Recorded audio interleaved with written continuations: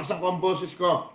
Kasi na-review ko yung aking video kahapon ba yun? Napakahina pala ng boses. So, lakasan ko ang boses ha. Guys, kasi yung ginagamit nating laptop, baka mahina nga ang boses nito. Alright, live na po tayo. Paki-abiso na lang sa mga group chat natin. Live na po tayo. Ito na sigurong tatapusin natin ang ating serye na qualification of priest o qualifications of priest. Para bukas ay Sabado, yung mga young people, ang mga not so young people, mag-live hanggang Linggo. Andiyan na. Paki-ano mo na lang, paki-pasa na lang, guys. Doon sa ating mga group chats. Atin at nandyan. Alright, let's do it. Punta na kagad tayo sa ating foundation scriptures. Nalakasan ko kasi napakinggan ko, ano ba yun? Ba't walang boses? Hinahinahin ko rin magsalita. Kasi tila hindi rin naunawaan yung pinagsasasabi ko. Leviticus tayo. Leviticus. Bisaya 21. Verse 17. Hanggang 21. King James Version nito, Tagalog nga. Dito nga, basahin ko sa aking King James Version na Bible. Andiyan kayo. Leviticus 21, qualifications of priest. Verse 16. And the Lord spake unto Moses, saying, Speak unto Aaron, saying, Whosoever he be of thy seed in the generations that has any blemish, let him not approach to offer the bread of his God. Verse 18. For whatsoever man he be that has a blemish, he shall not approach.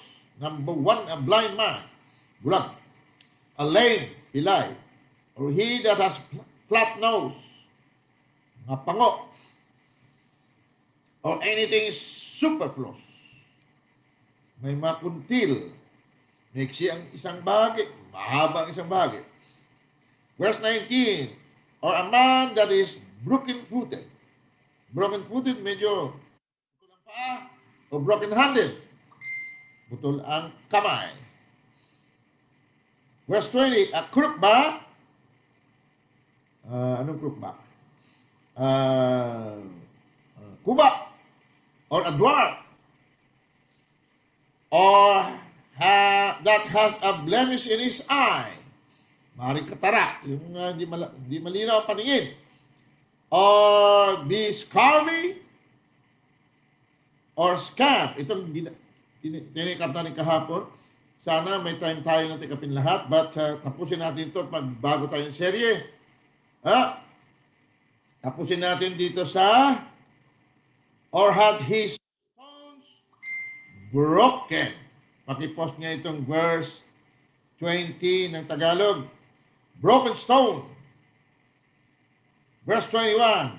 No man that has a blemish of the seed of Aaron, the priest, shall come nigh to offer the offerings of the Lord made by fire. He had a blemish, he shall not come nigh to offer the bread of his God. Verse 21, ulitin ko po.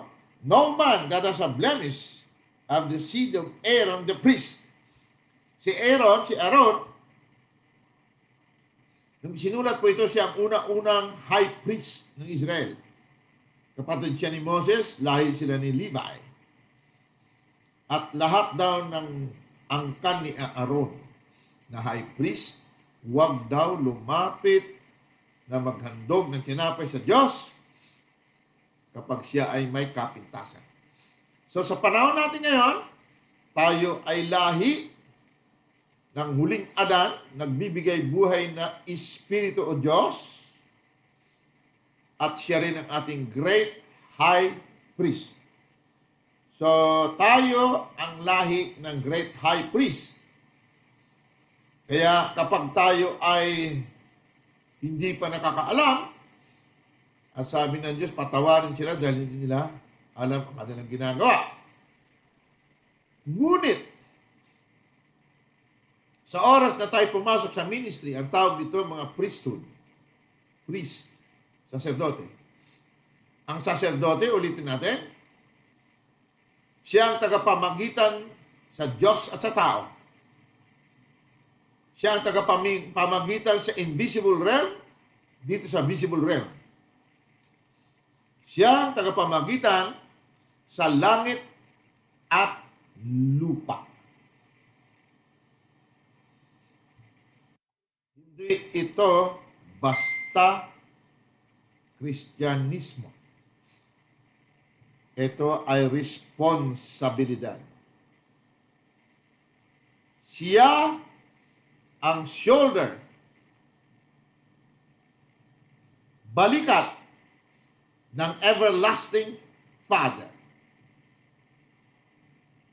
Siya ang may pasan ng Ark of the Covenant of God. Sa simula natin mga serye, na pag-usapan natin na ang tanging nakaka-carry, nakakapasan ng Ark of the Covenant of God ay ang mga saserdote lamang. Minsan, kinuha ni David ang Ark of the Covenant of God doon sa Palestino na lugar. Kinargan nila sa kariton at hinatak. Pinahatak ng baka sa baka. Gigiwang-giwang yung kariton. Nung akmang matumba, mahulog, si Akan. No. Hindi si Akan. Sino ba? Si Uza, na hindi lahi ng mga saserdote, lumapit para pigilan na huwag matumba, mahulog ang Ark of the Covenant of God. Maganda ang intensyon ni Uza, ngunit nung nadampian ng kamay niya ang Ark of the Covenant of God, patay siya.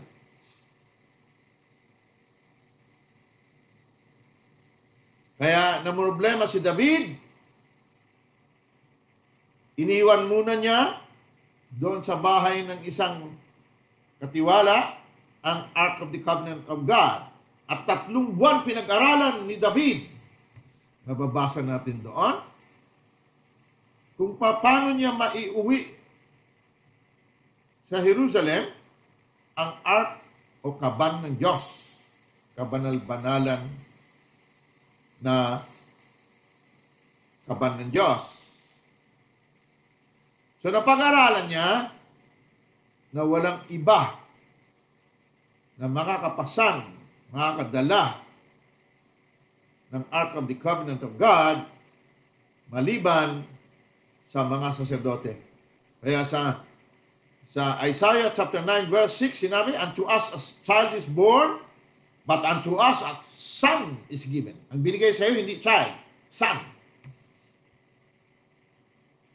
Son ka na agad, kapatid. Hindi ka child. Pero, dumadaan tayo sa pagiging mga paslit. Kaya ang trabaho ng fivefold ministry ay ipiperfect tayo. Isasakdal tayo for the perfecting of the saints for the work of the ministry, upang tayo masugo sa ministry. For the edifying of the body of Christ. Yan po ang trabaho ng lagi. Yan, minsan masakit sa maraming mga nasa ministry kasi, kapatid, dumaan din ako sa ganyan. Kaya ko po sinasabi na napakarami sa atin nagsimula dahil sa dumadagundong sa puso natin ang talagang karugduban na magsilbi sa Panginoon nung matanggap natin siya. Ngunit marami sa atin hindi dumaan sa perfecting of the saints, sa ikasasakdal ng mga banal, kasama ko. Ha? Ngayon, naranasan ko rin ang karamihan sa inyo, naranasan din. Nung umuwi ako sa Pilipinas, meron ako malit na pera, sabi ko, Panginoon, uubusin ko to. So, inubos ko yon.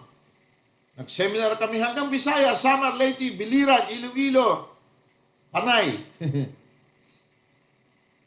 Buong Metro Manila. Hanggang Antipolo, Cainta, Rizal. Sa Rizal. Naubos yung pera. Pero meron ako na nakita, sabi ko, i-pioneer ko ito. Magpa-pioneer ako ng church. Wala na akong pera. Wala rin ako trabaho. Sabi ko, hindi ako alis, Panginoon. Ipa-pioneer ko ng church nito. Noong panahon na yun, ang inuhulugan ko sa bahay, kumuha ako ng medyo maayos-ayos na bahay noon dyan, 27,000 pesos a month. Bukod sa mga pinaaral ko sa mga private schools. Wala akong hanap buhay, pero hindi ako hiniya ng Panginoon. Nabayaran ko, hindi ako sumala sa bayad. Mga pinaaral ko, tuloy, ngunit hanggang dun lang, kapatid. Wala akong surplus. Pagkatapos ko mapioneer, iniwan ko sa isang pastora, umalis ako. Bandang huli, na-realize ko. Sabi ko, marami kami ganitong pastora. Marami kami na malaking patutuo. Hindi kami pinagkulang ng Diyos. Ngunit wala kami surplus. Aandap-andap ka sa araw ng bayaran.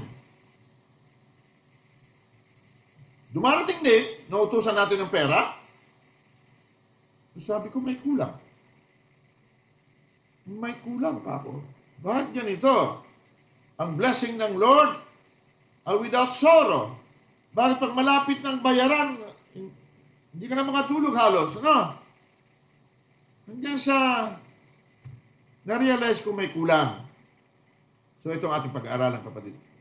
Para hindi na matigil na yung ganun. Oo, nababayar natin, hindi tayo pinabayaan ng Panginoon, pero hindi tayo mangat. Hanggang doon lang tayo. So, gusto ko malaman natin ito, hangkatin natin. Okay. So, ang ating pag-aaralan, dito sa verse 20, ni-post nyo ba dyan sa verse 20? Tagalog. Verse 20,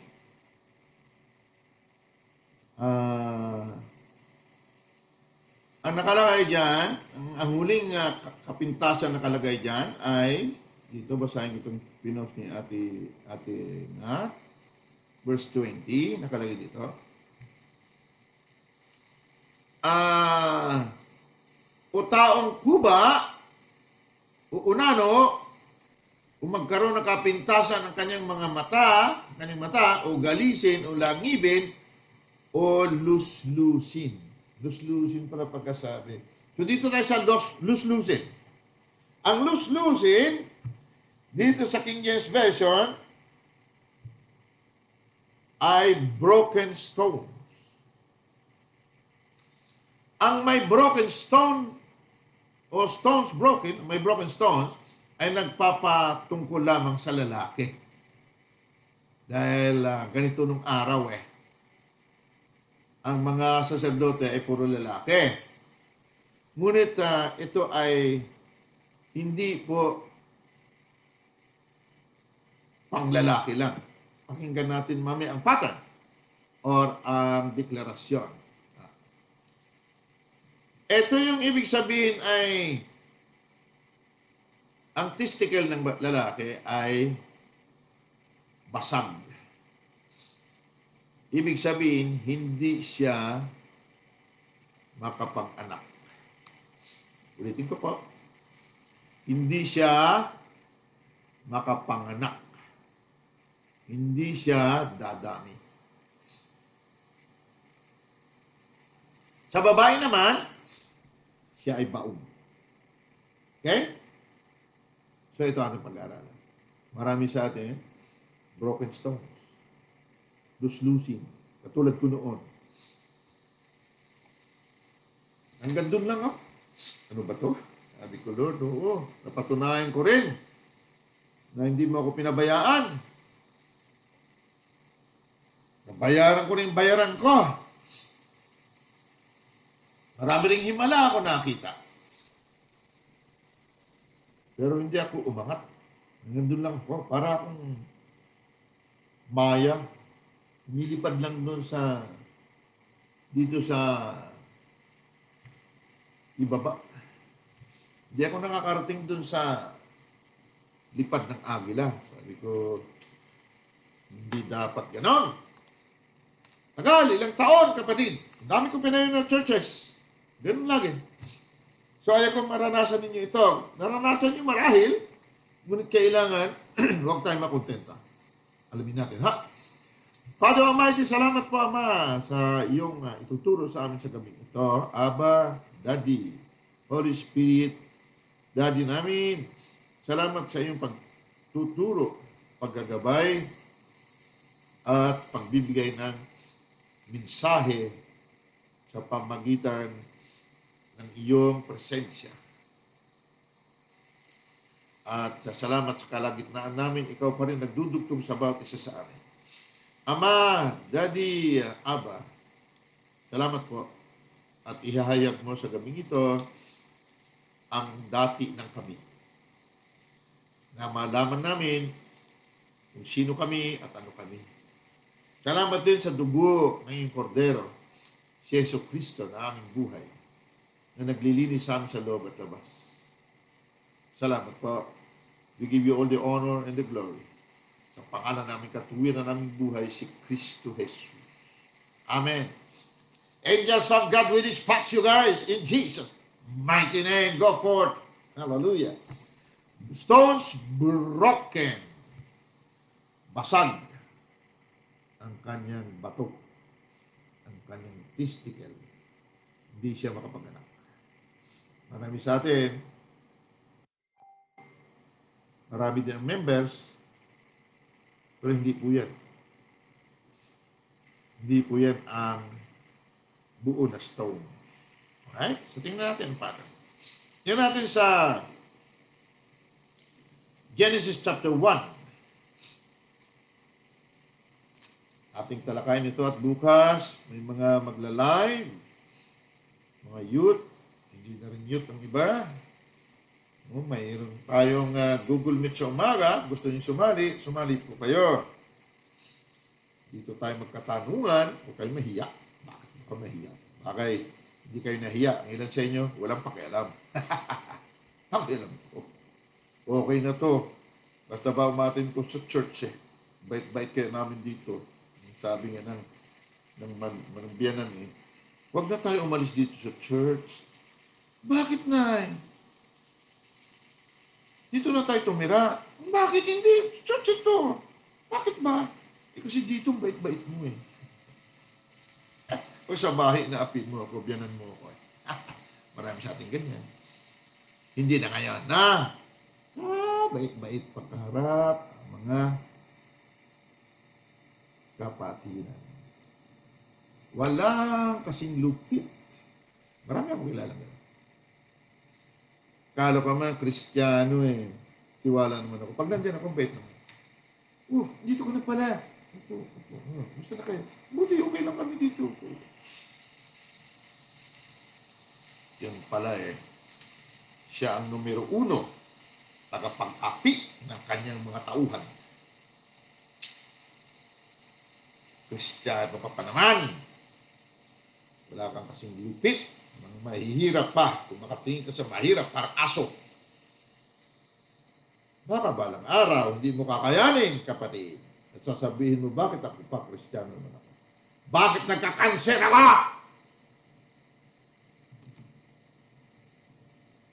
Sa mga nagkakanser at mga malulupit na mga na mga sakit, please, hindi ko kayo iniinsulto, ha? Nakikiusap ako. Ano man ang laman ng puso mo, yan ang makikita mo sa mundo mo, sa katawan mo. Please, hindi ka kaya nun ng pera ang mga sakit mo. At huwag na huwag tayo makapit ng mga mahihirap. Huwag! Maawa ka sa sarili mo. Kaya sabi ng Lord, ang naaawa sa dukha ay nagpapautang sa Kanya. You touch them, you touches the apple of my eye. Manginig tayo sa takot. Makakala nyo, biro-biro, sinabi ng Lord. Huwag mo sa amin Kristiyano ka, pero mapag-api ka. Huwag mo tusukin ang eyeball ng Diyos, kapatid. Dahil unang-una, sinabi ni Jesus mismo, pinasulat niya kay Isaiah at binasa niya sa harapan nila. The Spirit of the Lord is upon me because He has anointed me to preach the good news, the gospel to the poor. Pag inapi-api mo ang poor, kapatid, kaawa-awa ka, huwag mo ipagsigaw pastor ka, Kristiyano ka. Pag matapobre ka, kapatid, sinasampal mo araw at gabi ang Diyos na naglalang sa'yo. Tinutusok mo ang kanyang mata. Pero pag naawa ka sa dukha, nagpautang ka sa kanya. Maraming nasa ministry, hindi naman kapintasan basta, mapang-api pa. Sa kapwa niya, nakakasyak. Nakala nila porque may pera sila, may karapatan na sila mang-api sa mahihirap. Pagkaharap ka, ang bait-bait. It's okay. Warning, guys. Warning. Kung ayaw mo maging ambassador for Christ, huwag ka na lang mag-api. Nasa ministry ka, nag-api ka, ikaw ang kawawa. Ikaw ang kaawa-awa. Huwag mo sipain ng matulis na bagay, sabi ni Jesus. Bakit mo ako inuusip? Right? Please, please. So let's go to Genesis chapter 1. Tingnan natin dito sa verse 26 to 27. Basahin natin din sa King James ko kasi wala naman Tagalog yun. Dito na ako sa Bible ko. Genesis chapter 1, verse 26 and 27 and 28. And God said, let us make man in our image, after our likeness. May gusto akong mapuna ninyo sa King James Version. Gusto ko punahin natin ito. Let us, speaking to themselves, who himself, make man, singular. Let us make man in our image, after our likeness. Tingnan niyo sunod. And let them. Paano ko ba ipalong sa Tagalog? Ganito yan. Lalangin natin ang tao, nag-isa, ayon sa ating wangis at katulad natin, at ibigay sa kanila. Hindi yung sinabi ibigay sa kanya. At ibigay sa kanila. And let them have dominion over the fish of the sea, and over the fowl of the air, and over the cattle, and over all the earth, and over every creeping thing that creepeth upon the earth. Ganito po ang ugali ng Diyos. Pag siya'y naglalang, Isaiah 46 verse 10, He declares the end from the beginning. Dinideklara niya ang dulo o ang wakas doon sa simula.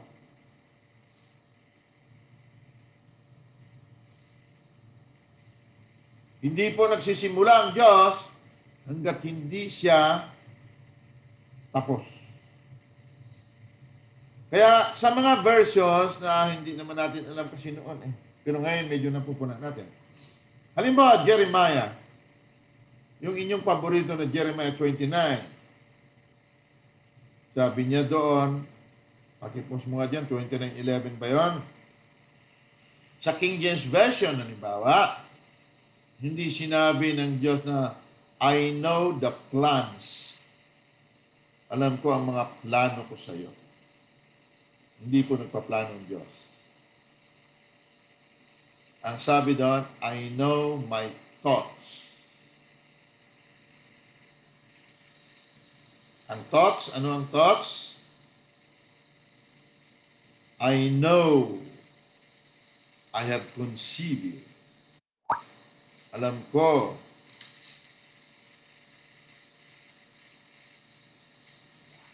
Alam ko.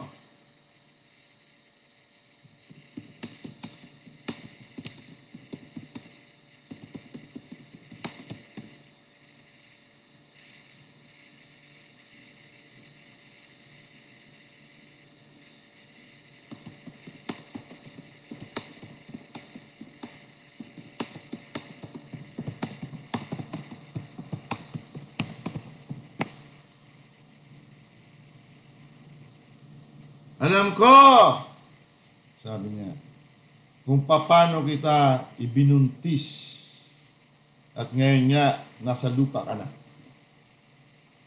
Ang Diyos po hindi nagpaplano ng ganyan. Plano ng Diyos siya. Ano pa yung plano ng Diyos sa akin? Na!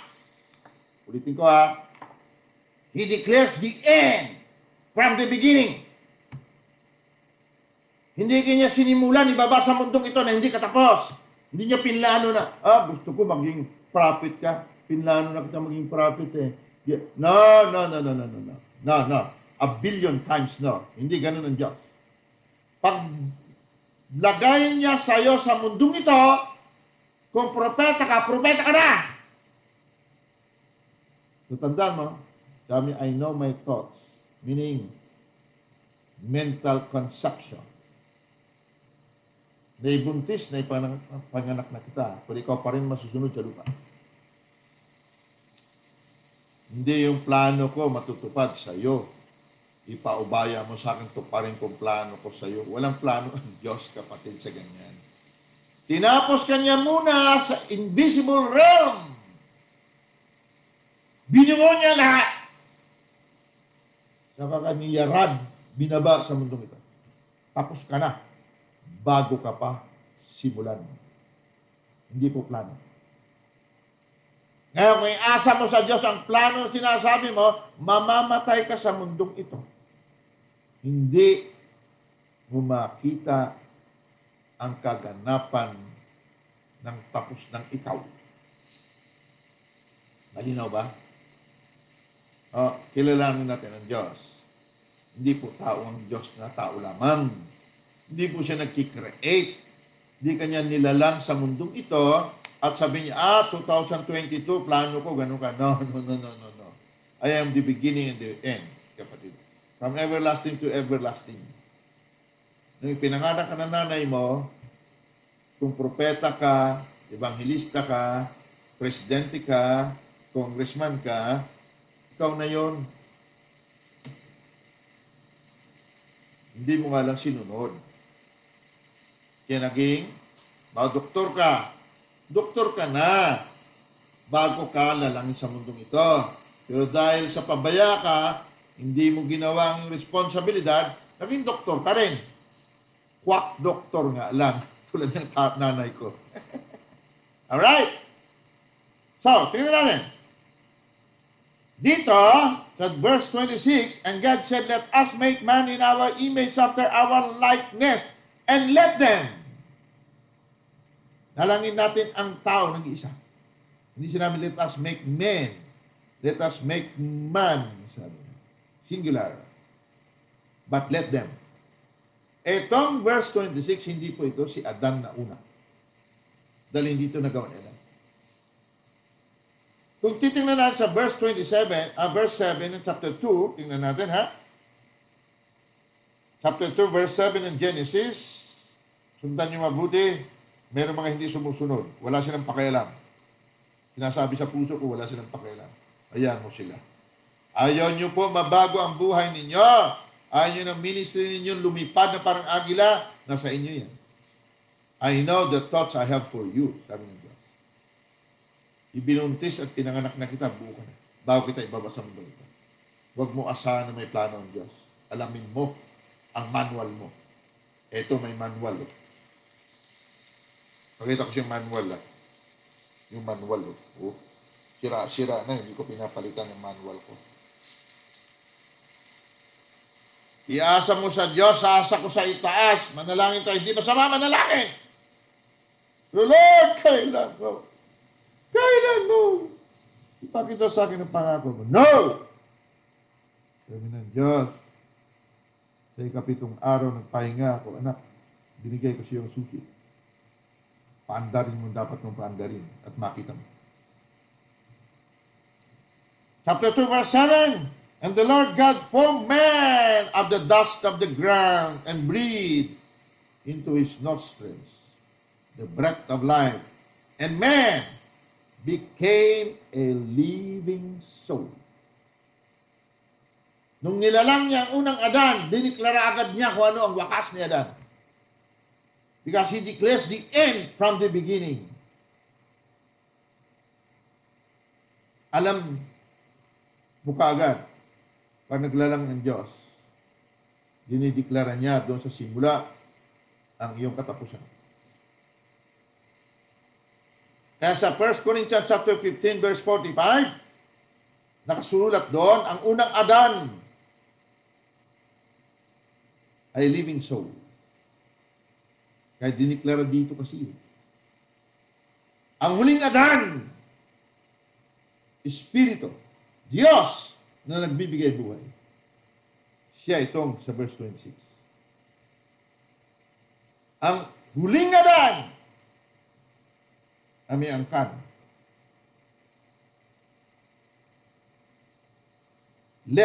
Baba natin ating sarili.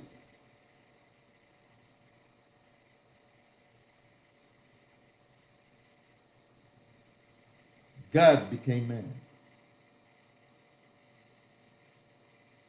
And let them. Marami sila. May lahi ang huling Adan, marami sila. Gusto ko maunawaan natin ito. Kasi papunta na tayo dun sa hindi na mangyayari sa atin ang stones broken o mga baog. Okay? Verse 27. I hope you got it. So God created man in His own image. In the image of God created He him, male and female. Created He them. So, ang stones broken, hindi lamang sa lalaki. Kasama ang babae.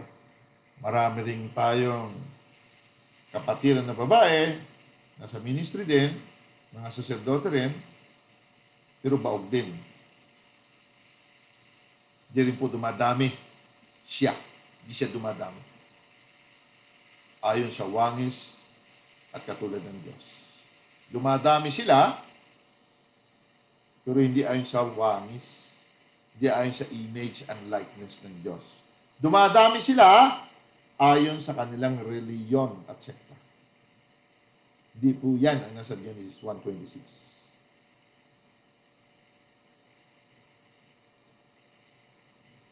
Alright? Ulitin ko ha. Hindi dahil marami ang members mo sa church, ay hindi basag ang iyong testicle. Hindi ka nakakapag-reproduce. Bakit? Ang pinatunayan dito sa verse 28, and God blessed them. Ang blessing ng Diyos ay walang sorrow. The blessing of the Lord is without sorrow. Proverbs. Ha? So pag bless ka, walang sorrow. Ano sorrow? Tingnan nga natin, anong sorrow? Pighati.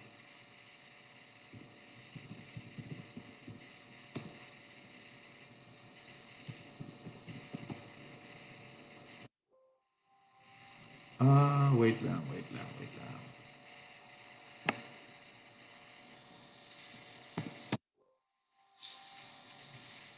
Proverbs 10:22, the blessing of the Lord, it maketh rich, and he added no sorrow with it. So pag sinabing, God bless them, when I bless, you will surely be rich. Maging mayaman ka. Bakit? Dahil hindi ka pwedeng maging ambassador na wala kang pera. Paano ka hahayo? Paano ka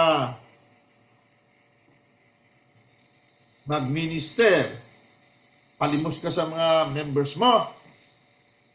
Puro soro. Yan ang Proverbs 10:22. So pag sinabi niya, and God bless them. Meaning to say, and God made them rich. And He added no sorrow in their riches. Hindi na pa. Kinikwento ko kasi ang buhay ko nung araw. Meron ako maliit na pera. Mga 1,000,000. Inubos ko yun. Libre na mga seminars ang binigay ko. Halos buong Metro Manila, Bisaya, hanggang dyan sa Rizal. Libre yun. Minsan lumipat kami papuntang Bisaya. Ilang kami?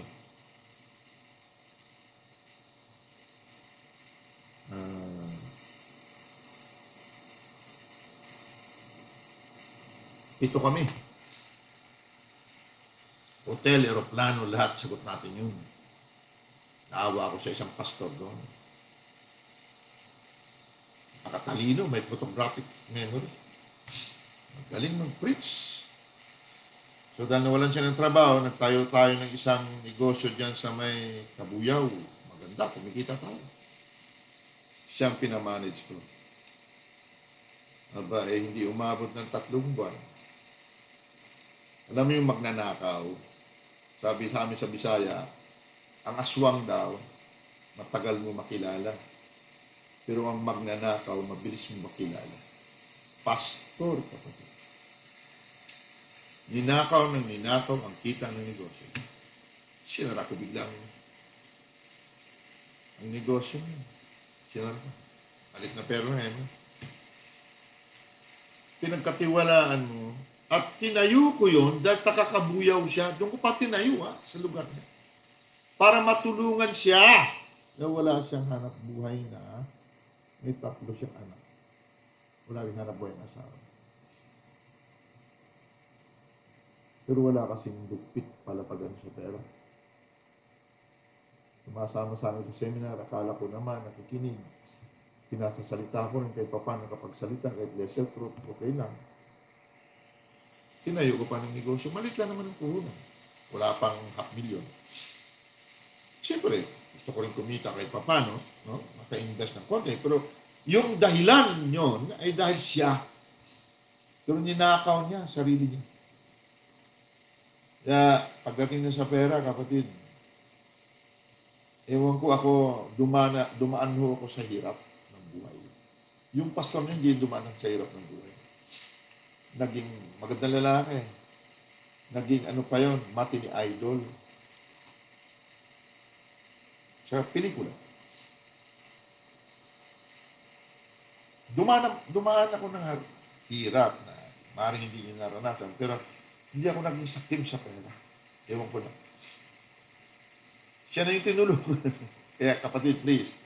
Kaya kung nangyikwento, hindi dahil sa ano pa man. Itong mga kapintasan na ito, kapatid, ito ay pagkabaog. Hindi ka asenso. Bali wala naman sa akin, hindi balik ako sa abroad. Hanap buhay ulit ako. Hindi na ako nawalan. Alright? Pero sino nawalan siya? So, Hindi na kami nagkita nung taon na. So, hopefully, na-realize niyo yung mga kamalian na yun. At nawag naman niya ang greater truth noon. So, sana nga. So, para binatag dalaga na siguro mga anak. Natingnan niyo pa. Verse 28. And God blessed them. And God said unto them, be fruitful and multiply, and replenish the earth.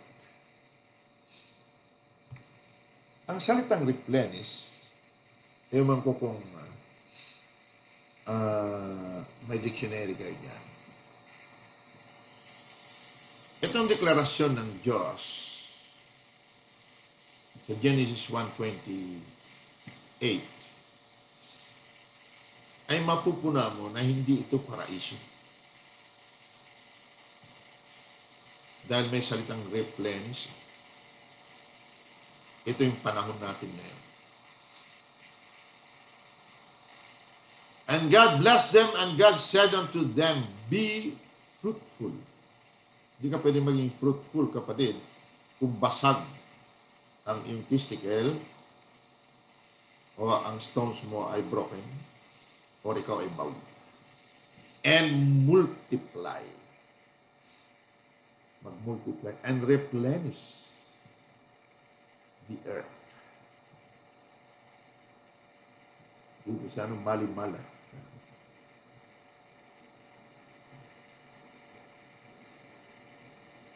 Ang replenish yung halimbawa, kung dyan sa inyong, tingnan nga natin dito sa Google, ano ang meaning ng replenish.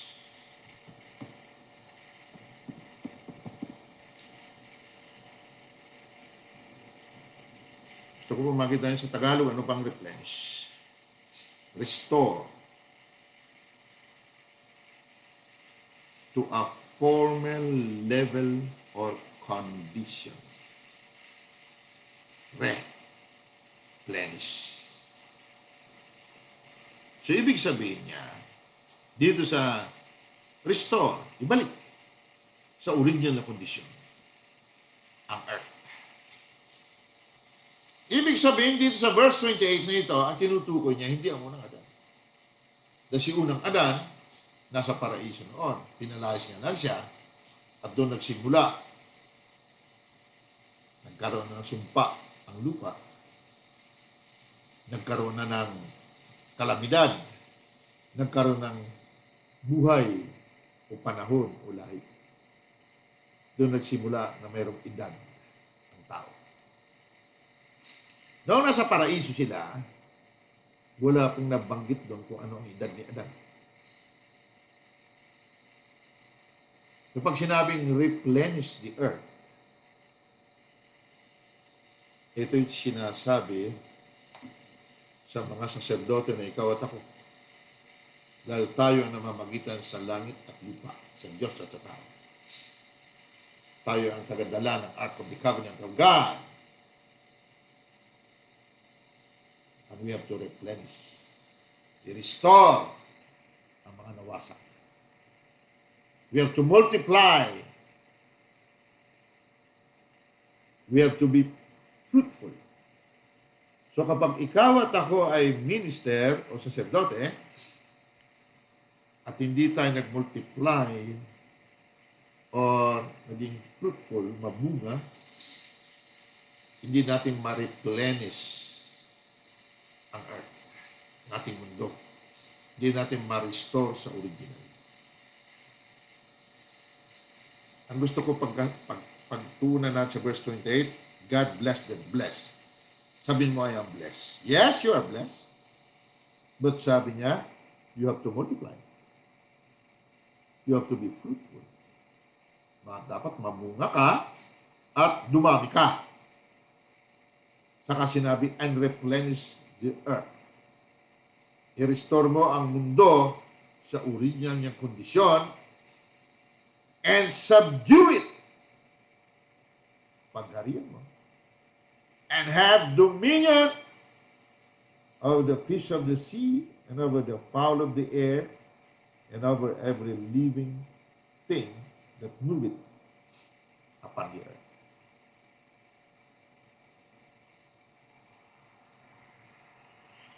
Lahat ng tao po galing sa unang Adan, nung lumaya o lumabas na siya sa paraiso. Hindi nagkaroon ng lahi ang unang Adan nung siya ay nasa paraiso. Living soul siya. Nabubuhay lamang siya ayon sa kanyang kaluluwa, sa kanyang damdamin. Ngunit ang huling Adan, Espiritu, Diyos, siya po ang katulad ng Diyos na sinasabi sa verse 26. At siyang nakikitang imahe, visible manifestation and representation of God to created beings. Timuna, ibig sabihin sa Hebrew, an image, timuna, ibig sabihin, visible, nakikita na manifestation and representation of God to created beings.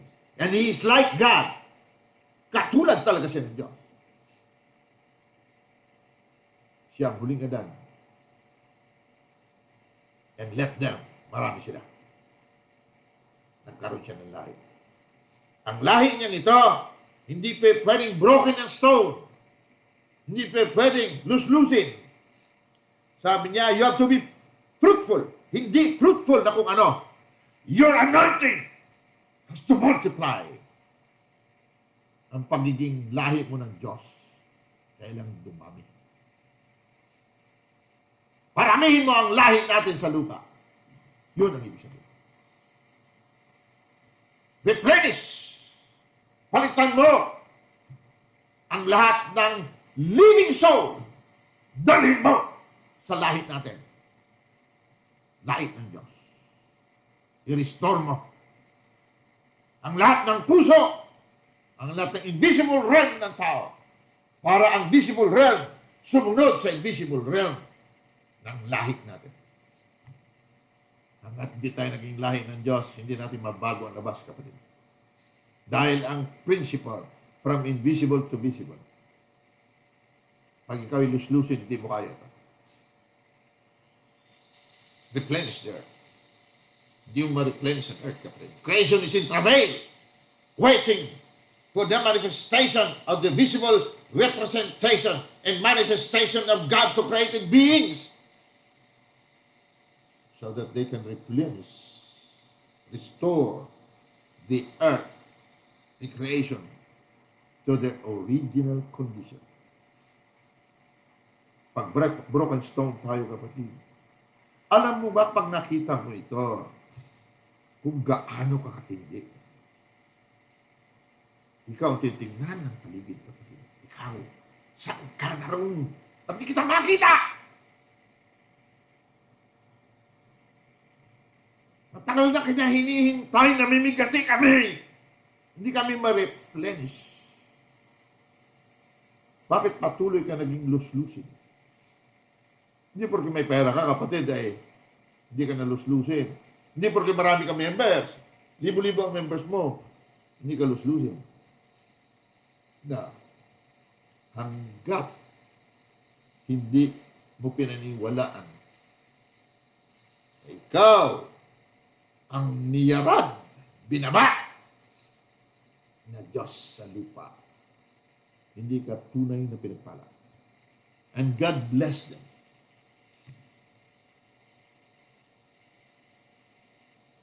Ang bless, pinagpala, ay ang mga nakikita na visible manifestation and representation of the unseen God to the visible world. Yan ang bless. They are the so-called righteousness of God. No weapon formed against you shall prosper. And every tongue that rises against you, you will condemn. This is your heritage. Itong mana mo. Dahil ang iyong katuwiran, your righteousness is of me. Yan ang bless. Ang katuwiran mo ay katuwiran ng Diyos.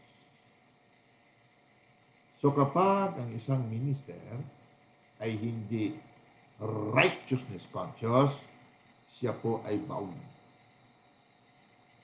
Luslusin po siya. Hindi po tao lamang ang Kristiyano. Hindi tao lamang. Siya ay lahi ng Diyos. Siya ang nakikita na buhay, katawan, buto at laman ng Diyos sa mundo. Yan ang bless. Pero kahit na, tingnan natin, kuha tayo ng mga examples, kapatid.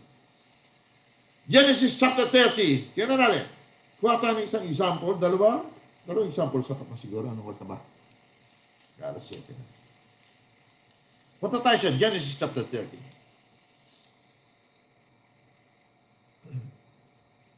Ano ang mga righteous? Mga blessed, righteous. Kaya broken ang stones natin kapag hindi natin totoo naging katauhan ang righteousness natin. Being blessed. Genesis 30. Kung naalala niyo yung istorya na ito, sabi ni Jacob doon sa kanyang biyanan na si Laban, sabi niya, alis na ako. Bigyan mo ako ng sweldo ko. Tagal-tagal ko na rito sa'yo. Sabi ni Laban, huwag ka mo nang umalis. Sabihin mo kung magkano presyo mo. Anong gusto mong idagdag ko sa'yo? Sabi niya, wala. Ganito na lang, sabi niya. Lahat ng hayop mo, baka mo, kambing mo, tupa mo, na puro ang mga kulay. Walang halo. Puti, itim, pula, basta puro. Iwan mo sa akin. At alagaan mo. At pag sila'y nanganak, nang hindi puro ang kulay, batik-batik, akin yun. Palakpak ang tenga ni Laban siya. News! Deal! Sabi niya. Okay. Lahat ng may batik-batik na mga hayop ko, ilayo ko ha. Okay. So nilayo ni Laban, 3 araw na lakad ang layo. Tingnan mo dito, verse 33. Sabi niyo, huwag ka mangako sa akin. Ito lang, sabi niyo, okay lang sa akin to. Genesis 30, verse 33. Tingnan natin kung tama mo. Sabi niya dito, yan kaya, Genesis 30, verse 33, iniksya na natin. Basahin niyo, kung wala naman yung pakialam, huwag niyo na basahin. Okay lang yun. Yung baog ka, mamatay ko sa mundong ito, hindi mo naranasan yung sinasabi niyo, you're blessed. Okay lang yun. Pero kung makinig ka, baka bukas lang magbago ang buhay mo. Sabi dito, basahin niyo po, verse 32. So shall my righteousness answer for me in time to come. Ang ibig sabihin ni Jacob dito, ang aking katuwiran ay magsasalita para sa akin sa tamang panahon. Dahil ang tatay niya, ang lolo niya si Abraham, ay pinagpala ng Diyos. God bless Abraham. Pag ikaw ay blessed, kapatid, ikaw at ako ay righteous. Ang blessing na sabi ng Diyos, I know my thoughts, na pinalitan nila, I know my plans for you. Now, thoughts. Thoughts means, as a man think in his heart, so is he. Kung anong iniisip ng tao sa loob niya, ay ganun siya. Kung anong iniisip ng Diyos sa loob niya, ay ganun siya. I know my thoughts. Alam ko ang kaisipan ko sa'yo. Propeta ka na bago pa ibuntis ng iyong nanay. Yan ay hindi plano. Ginawa na kita, sabi niya propeta. Hindi plano. Nagawa na. Ikaw rin, kapatid. Pinagpala ka na!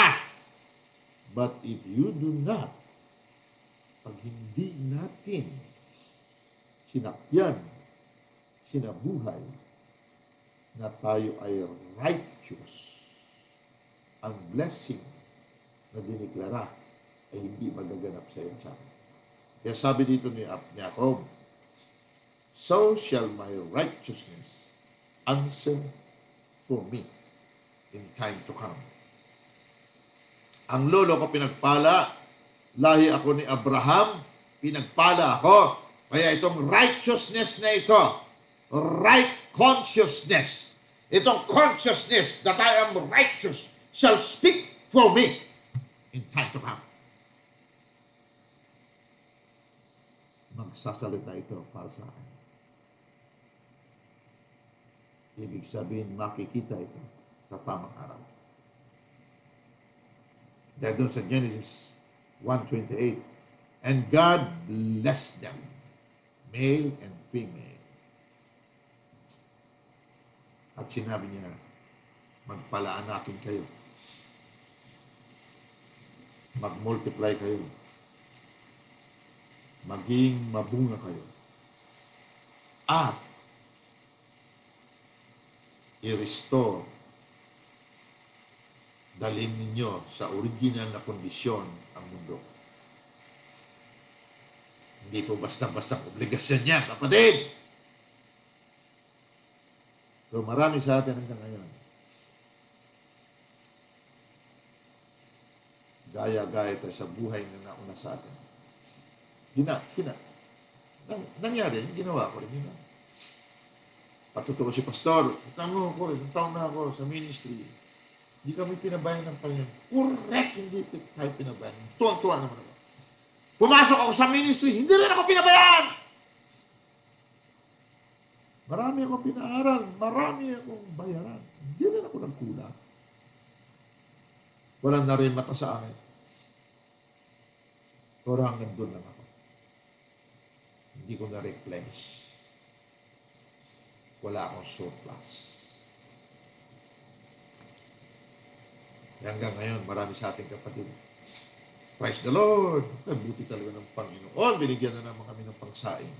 Hindi po ganyan ang bless. So, my righteousness shall speak for me. You should know. You have to be righteousness conscious in order for your righteousness to speak for you.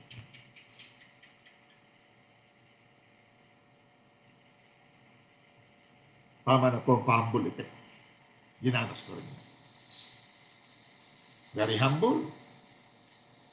Buti talaga ng Panginoon. Paiyak-iyak pa tayo ng araw. Hindi talaga niya ako pinabayan. Guys, please.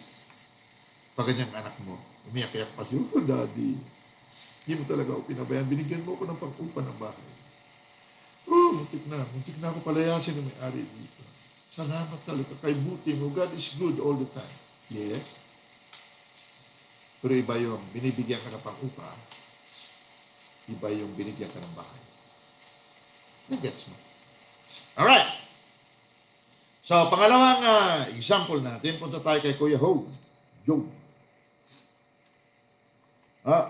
Sana may nakuha ka. Chapter 1.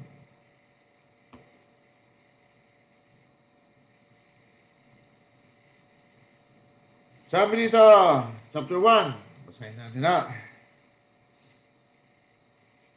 Verse 6. Chapter 1, verse 6 tayo. Job po, sa Job na tayo. Job. Si Job, sabi ni Ate Sina. Now there was a day when the sons of God came to present themselves before the Lord, and Satan came also among them.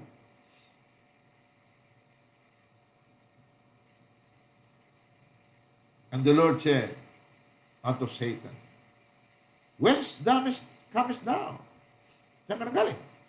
Then Satan answered the Lord and said, from going to and fro in the earth, and from walking up and down in it. Wow. Kausap ng Lord, Satan, the adversary. Yung panahon na yun, hindi pa nakuha ng huling adan ang authority ng tao kay Satanas. Kaya may karapatan pa siya umakyat doon sa meeting dahil ang kanyang authority ay authority ng unang adan. mas mataas kaysa authority ng mga anghel. So may karapatan siya. Yung sinabi ng Panginoon kay Maria, huwag mo akong hawakan. Dahil di pa ako umakit sa Ama. Si Great High Priest, di pa umakit sa Ama. Sa Holy of Holies. So sabihin mo sa aking mga kapatid at sa aking mga kalahi, pupunta ako sa Ama, na kanilang Ama. Sa aking Diyos, na kanilang Diyos. So pagdating doon, Jesus, siyempre siyang Lamb of God. Ang pattern na gawa niya. Ito na, Ama, your lamb is here. Ito, ang dugo ko. Pang, pang, pang. Okay. Mula noon, wala nang karapatan si Satanas lumapit doon. Wala kang nabasa, nag-meeting pa sila ulit. Mahabang storya, pero hindi po. Pinahintulutan ng Diyos ang sakit at kahirapan sa kanyang mga anak. Ang mga anak ang nagpapahintulot. Verse 7, and the Lord said unto Satan, whence comest thou? Then Satan answered the Lord and said, from going to and fro in the earth, and from walking up and down in it. Job 1, verse 8. Verse 9, then Satan answered the Lord and said, verse 8 tayo muna. And the Lord said unto Satan, hast thou considered my servant Job? That there is none like him in the earth, a perfect and upright man. Pag sinang upright, righteous. Perfect and upright man. Perfect man. Blameless.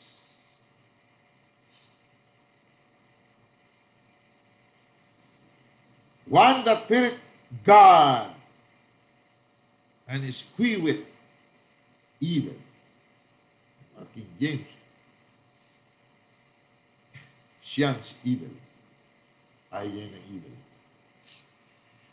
Then Satan answered the Lord and said, Though Job, fear God for nothing.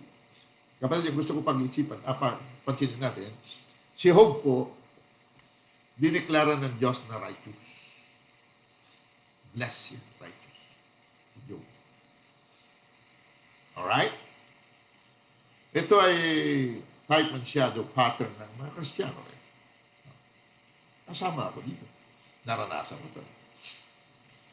Pero kung mapupuna mo sa chapter 3, grabe ang tako ni Job. Sabi dito ni Satan, verse 10, chapter 1, verse 10, hast not thou made an hedge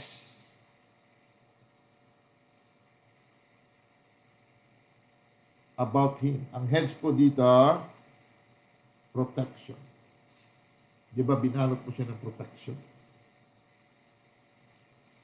At pati ang kanyang house, and about his house, kanyang sambahayan, and about all that he has on every side, lahat ng paligid niya, sulok ng kanyang buhay pang-aari, hindi ba tinakpan mo ng proteksyon ng iyong glory? Kaya hindi kami makapasok.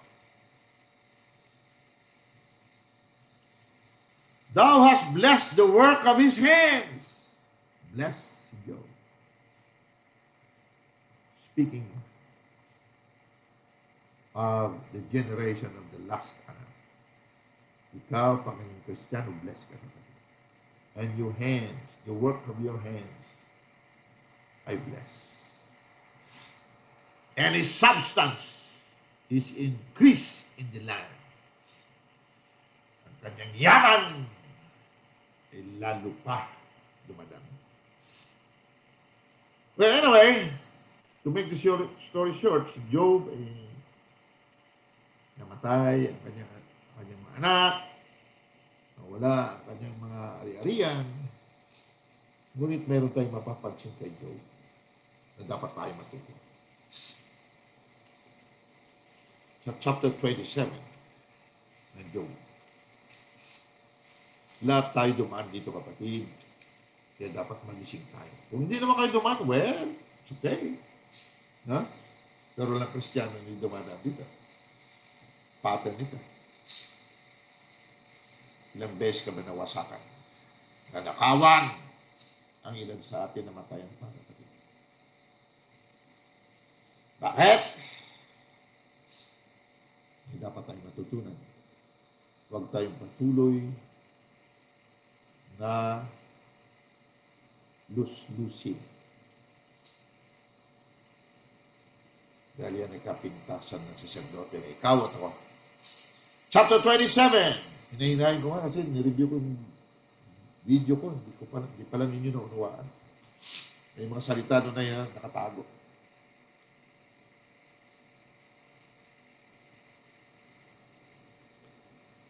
Dito sa verse 1, chapter 27. Moreover, Job,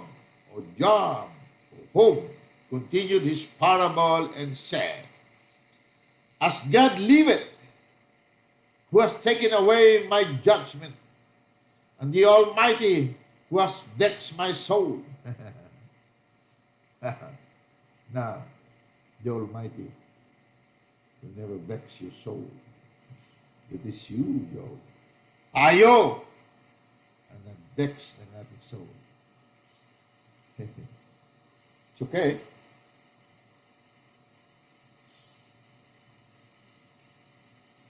Anyway, verse 3, all the while my breath is in me, and the Spirit of God is in my nostrils.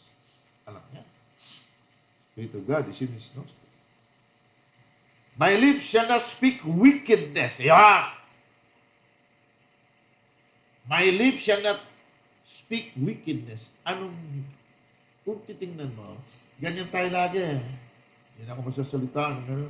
Pero dito chapter 3, tingnan mo. Higit pa sa wickedness, sinabi ni Job dito eh. Na, binutas niyang heads. Wala tayong time pero na may video tayo, pang ganyan na lang, ha? Siya mismo bumutas ng protection ng Lord dahil sa kanyang takot. That's wickedness. Okay? My lips shall not speak wickedness, nor my tongue utter deceit. God forbid that I should justify you till I die. I will not remove my integrity from me. Ang gusto ko matingnan natin, nung nagising si Job, may sinabi siya.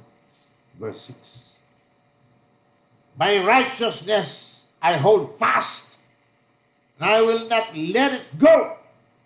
My heart shall not reproach me so long as I live. Ang ibig sabihin ni Job, kapag nagising tayo, maging righteousness conscious. Itong victim of the Spirit. Itong mga pigati, hindi ito habang buhay. Yung aandap-andap tayo sa araw ng bayaran, magdamag tayo nagpipray, Lord, malapit ang bayaran.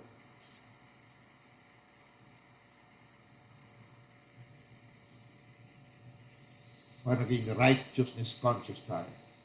Right consciousness that we are already blessed. We are the visible manifestation and representation of God to created beings. We are like God. We are blessed. And this righteousness shall speak for us in time to come. Nangyari kay Job. Nung na-realize niya, hindi siya diniklara ng Diyos na righteous, upright.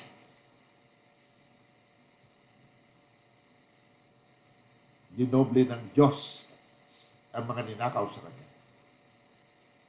Binigyan siya ng maraming anak. Madami siya pinatay sa kanya. Maraming kamatayan nangyari, kapatid. Nung tayo ay hindi nagising sa ating righteousness. Dahil tayo lus-lusin. Hindi tayo nagmumultiply. Tayo mismo ay patay. Hindi natin matanggap na tayo lahi ng Diyos. Na tayo ang image and likeness of God. Blessed. Bago pa simulan, binless na. Hindi natin matanggap na tayo ay may DNA ng Diyos. Anak tayo ng Diyos. Sasabihin natin, born again ka ba? Kristiyano ka ba? Opo. So anak ka ng Diyos? Opo. Ano lahi mo? Tao lamang. Yan. Lus-lusin ka, kapatid. Kahit libo ang members mo, tanda mo. Maging libo rin ang cancer dyan kung hindi tayo marunong. Please, kapatid. Itigil natin paging lus-lusin.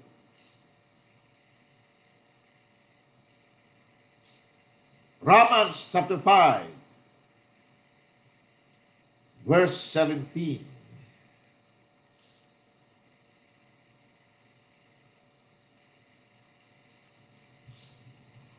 Kaya dito sa lagi po, mayroong perfecting of the saints. Romans 5:17, if by one man's offense, death reigned by one, much more, they which receive abundance of grace and of that gift of righteousness. Do you receive that gift? Pag sinabing that gift, ito ay definite article, tawag nila. Iisang righteousness, kapatid. Walang mas righteous, walang mas less righteous kapag anak ng Diyos. Isang righteousness, sabi niya sa Isaiah 52:17, 2 Corinthians 5:21, tayo ang righteousness ng Diyos. Kaya tayo blessed. If you receive that, sabi niya rin sa verse 17, you shall reign in life. Maghahari tayo sa buhay. Hindi ka pwede maghari sa buhay, kapatid, nang hindi ka whole. Ang sinabing whole, holy, in the Spirit we are anointed. In the Spirit we reign. In the visible realm we also reign. Yan ang reign in life. Hindi ka pwede mag-reign sa mundo kita. Kinakapos ka kahit pangsaing mo, kinakapos ka. Pamasahin punta sa church mo, kinakapos ka. Hindi po yan righteousness. But if we hold on to our right consciousness, righteousness, right consciousness, that we are blessed, we are the image and the likeness of God. We are the visible manifestation of God. That righteousness, in time to come, will speak for us. At yung mga ninakaw sa atin, sabi ng Diyos, I will restore. I-restore ko ang kinain ng mga balang sa'yo. I will restore your wasted years.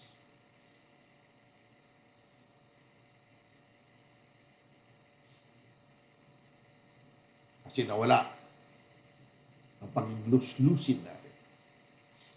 Kapatid, sa gabi ito, marami pa tayo sasaminsan, ha? Pero pag ikaw at ako ay naging right conscious, righteousness, that righteousness, ang katuwiran na ito, sasaluin ka. Magsasalita siya para sa iyo. Hindi ka maging katulad kahapon.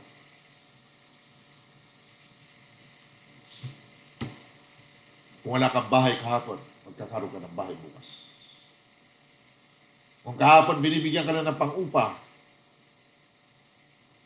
ngayon naging ambassador ka dahil alam mo ang righteousness, right consciousness. Ayon ng Lord, tumigil. Tingnan natin, 1 John chapter 2 para maunawa natin. 1 John chapter 2 para maunawa natin kung paano tayo mapunta sa righteousness, conscious. O righteousness, consciousness. Right consciousness. Kaya yung ating pananalita naging righteous. Kalawang Juan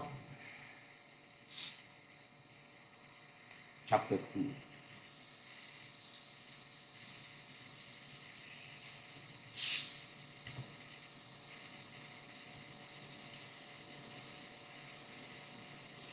Sabi dito, verse 12. Chapter 2, verse 12. I write unto you, little children, because your sins are forgiven you, for His name's sake.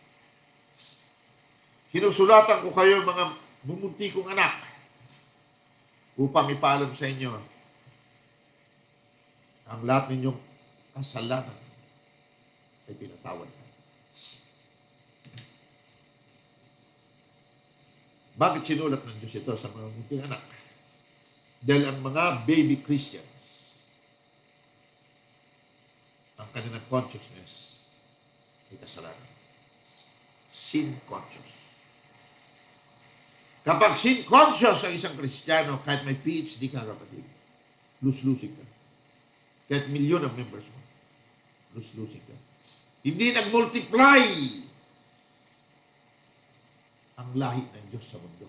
Nag-multiply ang tao lang, lahi ng mga anak. Reliyon, sin conscious. Huwag yan, kasalanan niya, kumain ng ganyan, kasalanan niya.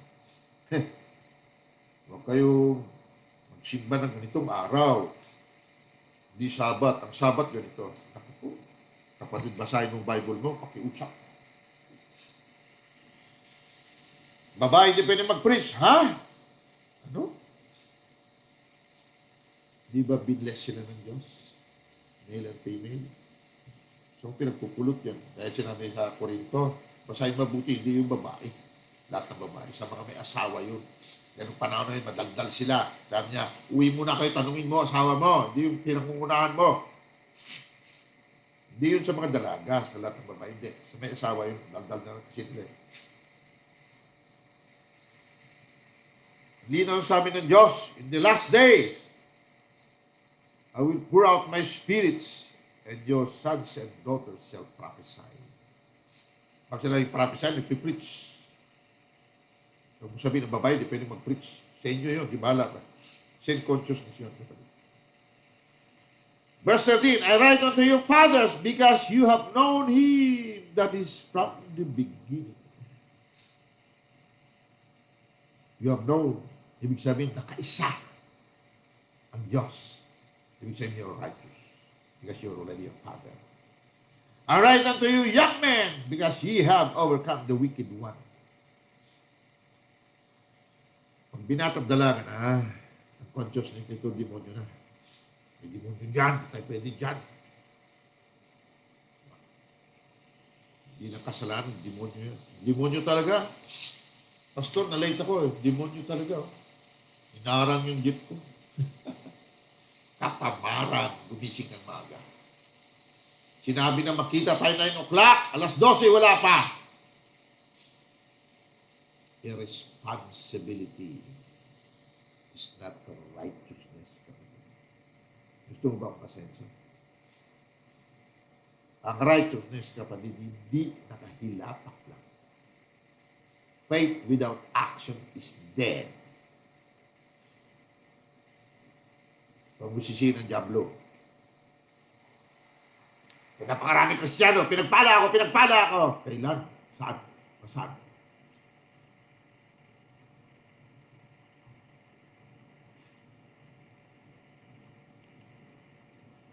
Patamaran mo. Lord, ang lalang ng kahirapan mo. So, may 3 level ng Kristyanismo. Little children, young men, fathers. Pag father ka na, you're right. Righteousness conscious. Ikaw ay may right consciousness. Hindi ka na lose-losing. Kapatid, gusto bang mamatay? Mawala sa mundo ito na hindi mo naranasan ang being blessed na sinasabi ng Lord. Sa gabing ito, tapusin natin ang serye na ito dito sa salitang lose-losing. Pag hindi tayo nag-multiply Ibig sabihin, hindi natin natanggap na ang buhay natin ay Diyos. Na tayo ang nakikitang Diyos sa mundo ito. Yan ang buhay mo'y Diyos. Ikaw ang buto at laman ng Diyos. Hindi yung matatakot at kahirapan. Ang disgrasya sa kabait-baitan, kapatid. Basahin mo si Job. Siya mismo ang sumira, bumutas ng proteksyon na kapaligid sa kanya. Kaya dineklara siya na upright o righteous. Katulad natin. Dineklara na tayo, pinagpala na tayo. Tayo ang katuwiran ng Diyos. Pero dahil sa luslusin pa rin tayo, hindi natin matanggap na tayo righteous. Katuwid. Gusto ko yung question and answer ni Pastor Chris. Pinos ni Pastor Jack.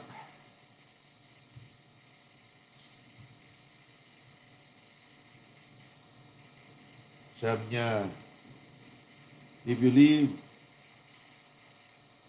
in faith and love, you can never see. Yan isasabi niya sa dadala sa atin sa sin ay ang spirit of fear at selfishness, makasarili at natatakutin. Ganyan nangyari kay Job. Kaya nawasak siya. Pero pag na-realize natin that we are righteous, kapatid, we can never sin. 1 John 3:9, malinaw. Hindi ka maaaring magkasala. Bakit? Dahil umangat ka na doon sa right consciousness.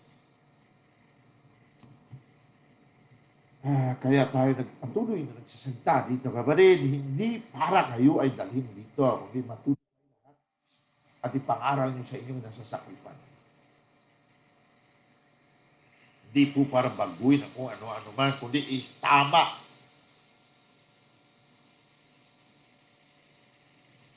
Ang ating kaalaman. So,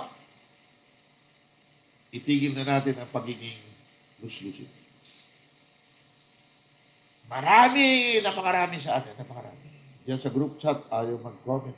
Dahil hindi na matanggap na sila ay righteous. Right conscious. Sin conscious, devil conscious. Ayaw umangat doon sa fathers. So guys, please, paramihin natin, lahit natin. Lahit ng uling Adan. Mga Diyos, Espiritu at nagbibigay buhay. Multiply and replenish the earth. Huwag man yung luslusin. Ang luslos, hindi nagkakaanak, hindi niya ma-replenish.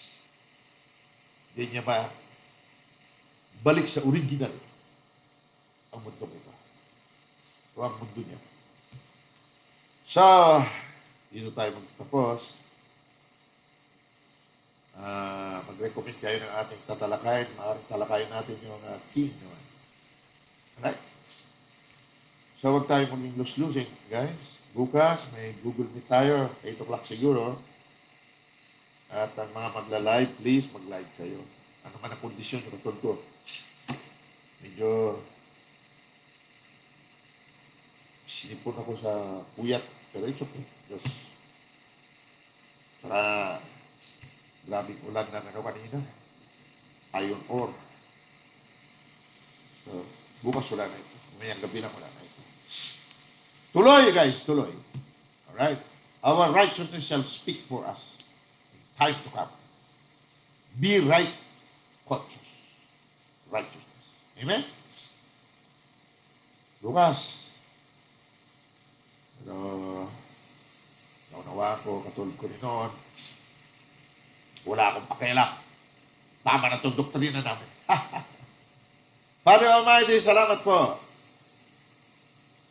At mula ngayon, kami ay maging right conscious. Righteousness. At itong pagiging righteous namin will speak for us in time to come. And di kami patuloy na maging lus-lusin at mawala tuluyan ang pagiging lus-lusin o pagiging baong. And we will replenish our earth. We shall multiply and be fruitful. In the name of Jesus. Father, Abba, Daddy, salamat po. At ipaliwanag mo sa amin ang tunay namin katauhan. Your righteousness. No weapon formed against us shall prosper. And every tongue that rises against us, we condemn.